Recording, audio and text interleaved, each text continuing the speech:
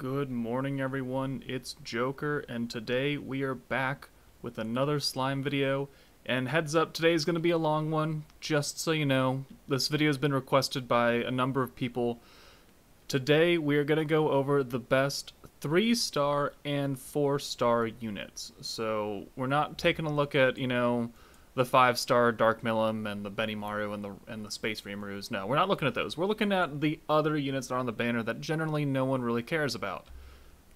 And we're going to try and, put them into an objective standing and see if we should care about them or not.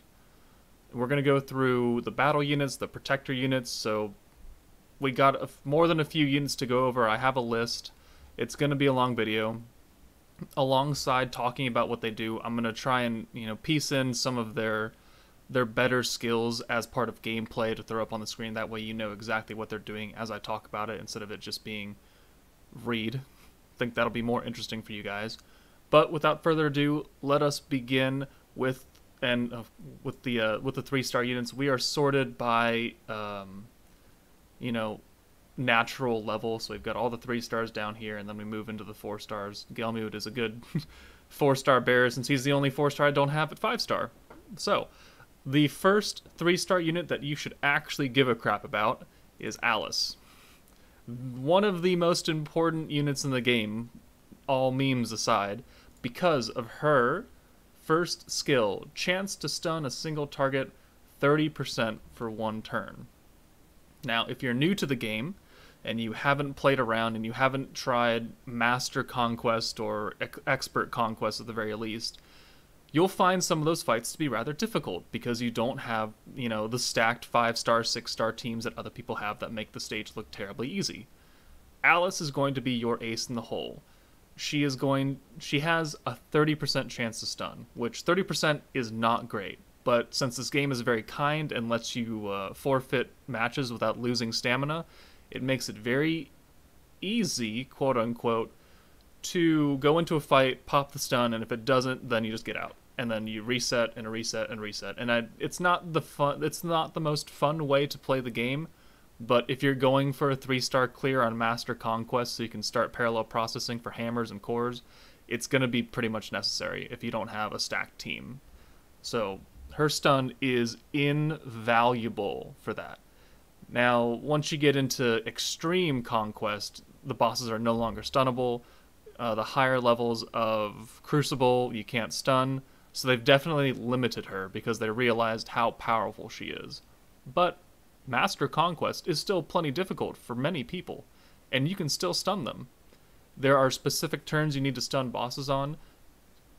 She will take care of that. She will prevent you from getting nuked. She will prevent you from being debuffed immediately, or the enemy having 6 turns of defense raise where you do 10 damage. She will stop all that. She will make your life easier. Her second skill is not that great. She's a single target ult, but she's not there to hit.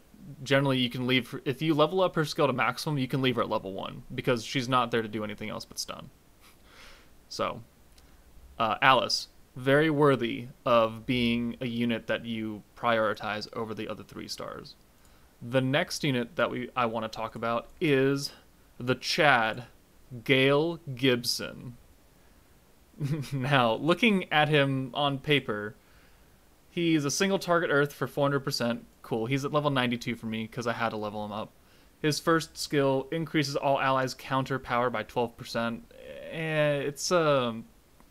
It works with the Earth Golem protector, because the Earth Golem gives you that 60% counter chance, and adding extra counter damage on top of that is nice, but that's not what I use him for. I used him for this skill, which I don't even have leveled up all the way because I didn't have enough enhancement things to do it. Increases all allies' pierce resistance by 42%. Now, the reason why the Chad Gail Gibson is on this list is because of one stage, and one stage only. Conquest Milam Extreme. I beat 3-star Extreme Milam with Gail Gibson because of this skill. Because he has type advantage, because he is Earth. Where is he? Why did it go all the way back? Because he is Earth. I leveled him up to level 92 to have the most stats necessary. But Pierce Resistance is what you need because EX Space Milam, if she hates a single unit on your team, she will target that unit 4 times and that unit will die. And there's just nothing you can do about it. And it's all RNG. And if you get super unlucky and you're like 1 turn away from beating her with 3 stars and she just hates someone, they're dead. They're dead. Pierce Resistance skill, invaluable in that stage. There are other stages in Crucible where it can also come into effect. Like the higher, like 60, stage 68 and 70 are essentially Pierce resistant stages, so he will also bring some value there. Otherwise, he's not really that great. But for what I would probably consider the hardest stage in the game, the hardest conquest in the game is EX Space Milam. You need him. Right now, the Earth meta has not come about as of recording this video. So you gotta run with what you gotta run with, and Gail Gibson will definitely help you out there. He helped me out there. He got me my 3-star clear. I can't say anything else about it. He got me the dub. Therefore, he belongs on the list. On the hardest stage of the game. For the last 3-star unit that I want to talk about is Kenya. Now, Kenya is a little interesting, because I've never personally used Kenya that much. I think I've taken him into battle once. He is a single target light, so cool. He is a single orb changer on his first skill, 1 orange to 1 blue, and increases your blue gauge by 5%. He's not here for that, though, because his second skill is also an orb change, and it's a weirdly broken orb change. Redraws all souls in hand and increases your blue protection gauge by 6% at level 4. If you start out a match with a crap hand, and you have like 2 2 and 2s, and you put Kenya up there, and you pop this skill, you will redraw all 6 orbs in your hand. I'm going to put that up for you right now just to see how weirdly broken that is. Sure, you can get a worse hand. You can get a better hand. It is RNG at the same time. But redrawing an entire hand, like first come out, you start with 30 points, and it costs 20 right now. It'll go down to 15 if I level it up. I mean, for the first Jubilee that ever happened, I mean, that was invaluable, because you always started 2 2 and 2, and it was awful. You put Kenya up there, and you redraw, and you redrew into like a 6-hand, a 6-card send with your strongest unit, then boom, you're set. So that is why Kenya belongs on the list as one of the best 3-star units. Granted, there's only 5 of them. Alright, 1, 2, 3, 4, so 6 of them, sorry. But these 3 definitely deserve a place, at least to be leveled up, at least to level their skills up because of what they're useful for. Gail, you kind of need to level up if you're going to take him into EX Milam, but these 2, you're only using for their skills, and then you're going to get them out of there. So that's for the 3-star battle units. So now let's move on to the 4-star units, and there are quite a few that I need to talk about. Alright, the first 4-star unit that I want to talk about is Fire Maru in his ogre form. So he is a fire unit, which is good. He has a single target physical attack, which is also very good.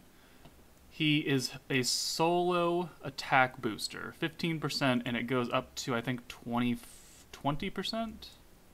Yeah, 20% on his attack boost, which is, you know, it's okay. It's definitely not a team-wide attack boost, and it's definitely not, you know, the biggest percentage, but it is a boost. His second skill is also a stun evasion. So, if you don't have Shizu, the 5-star Shizu, fire, then you can definitely try and use Maru for your golem conquest fights, because he's a single target, he boosts his attack, which is good, and he has the stun evasion just like Shizu. It's just that he doesn't have the orb changing that you're going to need most of the time for the golem, so you can rush alt. But he is definitely someone you can look into building if you need another sub-slot for the fire team. The next unit is Kurobe. Where are you? There you are, all the way up here. So Kurobe is on this list for the same reason that Gail Gibson is on this list. And it's one, he is Earth, so he has type advantage against Conquest Milam, and he has pierce resistance, just like Gail, which is useful against Space Milam. He is a single orb changer, and he also increases the blue gauge. It can be useful, especially when you're going against Space Milam. You need to build up the protection gauge to get the guard from the golem up. Having, one soul is okay. Earth Milam does too. There are other units that you could bring that will do a double orb change. But, I mean, it costs 15 when you level it up. It's not that bad. And it gives you a little boost for one turn. But he's really here just for his pierce resistance again. He is an AoE alt, which kind of hurts him for that Conquest fight, since Conquests are only one enemy. But still having type advantage, still having pierce resistance, makes him very, very useful for Conquest Milam. Master, Expert, Extreme. He was also on my EX 3-star Milam Conquest fight. So, very useful for him. Being that EX Conquest is not the most user-friendly of sorts, if you're not looking to clear, Conquest like that, you can hold off on leveling up Kurobe and Gail. Just for realsies, real talk. You don't need to beat Conquest Milam on EX. You can do it just fine on Master. You don't have to have these two units. You can have a different team on Master. But if you are looking for a 3-star clear on EX difficulty for Milam, currently, you're probably going to want Kurobe on your team. So, next up is Gabri, a unit that doesn't get shown too much love, but actually has very good use. Being a water unit, we don't have a lot of staff users right now, or trident users, or whatever. Valentine is a scythe, but it's a staff thing. He's an AoE, so again, not the best for Conquest, but his skills for Conquest are incredible. Increases your defense by 20% at maximum, and your guard rate by 10%. And his second skill is increase your crit resistance. Now, if you've never taken on Master or Extreme Ifrit Conquest, 1, you need defense, 2, you need guard, and 3, you need to either debuff his crit damage or boost your crit resistance. Otherwise, you take a crap ton of damage. Because he ults you like 3 turns in a row with his crit boost. And you can use Water Remaru to deny 1. You can boost up your defense for 2 of them if you get lucky with that amount of points, because Water Remaru costs 40 to deny. So, if you don't have a good water team, and right now there's not really a good water team. I mean, you've got Soe and Water Remaru, and then you've got, Slime Remaru, and then you have Gabiru. And Yuki. I mean, there's a 5-unit water team, but it's not the greatest. But he, Gabiru, will bring you a lot of defensive potential to that team, and he will save you. He will definitely save you from taking an insane amount of damage. Granted, he's not the strongest, and he's an AoE, which everyone on the water team is AoE almost, besides Yuki and Soe is the DPS for water right now. But Gabri will definitely keep you alive, and so he deserves a spot on this list just for his usability. And crit resistance outside of Ifrit, not really that important, but defense can go a ways for other hard difficult events. Stage 50 of Crucible against Maru, who I know a lot of people still have trouble with, because he is a stupid bitch, and he ults also like 3 times in a row. Guard, defense, and crit resistance, also very good skills for that stage. Next is Yuki. So also on the water team, we mentioned him a little bit. I could have just scrolled over, whatever. Yuki is a single target alt attack, which is very good for Conquest. Very good for other difficult content where there's only one boss. He is a double orb changer from blues to greens, though. So it kind of works against what the water team is wanting to do, because you need to get Milam's guard up, because one, it'll help your defense and your survivability, and two, she boosts the blue orb damage by 20% every time. And taking away from blue orbs to get yourself greens is not really good planning on their part if you're looking to go into difficult content and you're going to want to pop the guard as much as possible. But he is, at the end of the day, still a double orb changer, which still brings him some decent use. And then he also decreases crit damage by 12%. So, along with, buffing your crit resistance with Gabri, debuffing the crit damage on the enemy with Yuki, can go very far. I did the 3-star EX Ifrit stage with Hinata and Mirin, doing that kind of exact same thing of, boosting our defense and lowering his crit damage, and it worked out pretty well. We were able to tank those ults pretty good. I mean, we still took damage, yes, but not nearly as much, and if you can boost your crit resistance, boost your defense, and lower his crit damage at the same time, he's going to do objectively nothing to you. Instead of doing like 10,000 damage, he'll do like 2,000 damage, which is still a win in my opinion. So definitely someone else you can look into for building up on the water team. The next option is Fire Shuna.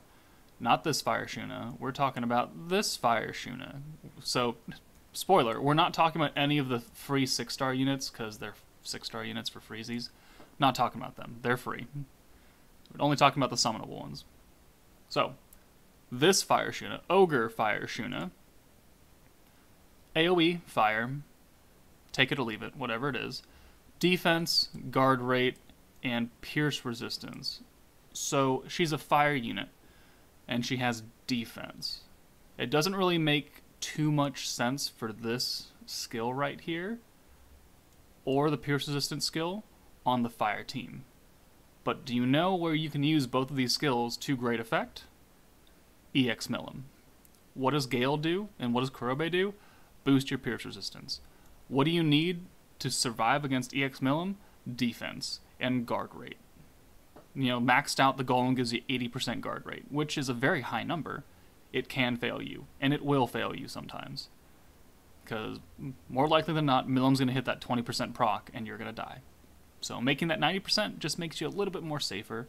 Extra defense at the same time never hurts, and then pierce resistance again. So if you don't have Kurobe and you don't have Gail for whatever reason, but you still need pierce resistance, Fire Shuna could be a very good option for you. Second to last one for the battle units is Slime Remaru. A unit that I don't really pull that often. He's only level 84 for me, and I don't have any dupes for him. He is an AoE water unit. Again, take it or leave it, what you will. He is a single attack buffer for himself, which he doesn't really have the highest attack stats anyways, so it's not really that good. But he is a healer. Not by much, 20% at level 10. But you stick him on the water team with Water Remaru, who is also a healer. You put him on the team as a healer. You put maybe Valentine on the team as a healer. You put Trainee on the team as a healer. You can swap all these healers out. And you've got the potential to recover a lot of HP. So that is why he's on this list. Other than his heal, he doesn't really bring much to the team. So he's kind of more like an honorable mention more than a you need to build this unit. So if you need healing, you don't have Trainee, you don't have Valentine because you missed out, he can take a spot as an okay healing unit. So the last 4-star battle unit I want to talk about today is Light Milam. And where is she? Is she all the way down here? 92. She was given away for free to a 5-star during the Dark meta. So if you missed that, sorry. They're going to rerun that event. They've already confirmed they will rerun events. We don't know when, though. But for those of you who don't have her at 5-star, she can still be of use to you, being a light unit. Being a single target magic attack on her ult makes her very good for the Orc of Disaster Conquest, since you need single targets and you need magic damage. So she's very good. She changes greens to blues, also very good for the light team. If you have Ramers or you have Sokka, regardless of what strategy you're trying to use, getting protector skills up is important. And she gives you that boost of 6% for one turn. So 2 effects in one. Her second skill is not that useful, especially on the light team where you need to, boost your ult damage and then use the Gazzle buffs to completely nuke someone to existence. Lowering the defense, not too important, but being a single target magic and double orb changer on the light team, very, very good sub slot, especially if you don't have light Shuna, like I know a lot of people don't have her. Gazzle, he's physical, so his attacks do inherently less damage against the Orc of Disaster, but he still can do a crazy amount of damage if you get his boost and he crits and everything and you have an alt boost on him. He can do some crazy damage. Alright, so that will do it for the best 3-star and 4-star battle unit video. Stay tuned for the next part, which is going over the protection characters. I didn't want to make this too long, and I had it combined into one video and then I split it up. So tomorrow or the day after will be the protection units. There's not too much to talk about on that end, since there's inherently a lot less protector units than there are battle units. But let me know in the comments if you agree with, the units that I have here, if you think I snubbed one or if I placed one maybe a little too highly. I want to know your thoughts on this. There are a lot of units in this game, and I have not used every single one of them. I will begin videos on some of the lower tier ones, taking them into difficult content to see how they do, to see, if the skills that I listed off actually stack up in real world scenarios. But that's it for me, guys. Take it easy, and I'll see you later.